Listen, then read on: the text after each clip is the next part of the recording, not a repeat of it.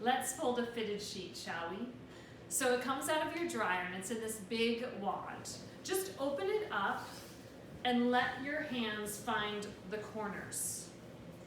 So my middle fingers are in both corners. I bring them together and I invert one corner onto the other corner.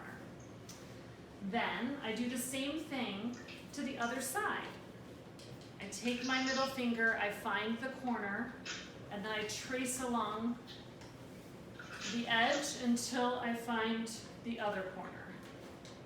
Where are you? There you are. Now I have two corners in two corners. I bring them together again and invert the corner onto the corner again. So here we have 4 corners in the corner. Now, find a flat surface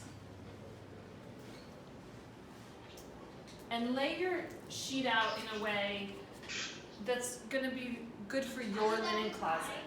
For me, it works to fold it in thirds. So I have nice edges on the side, and then I'm going to fold one side in, make a little edge, and fold the other side in. So you have a beautiful folded fitted sheet.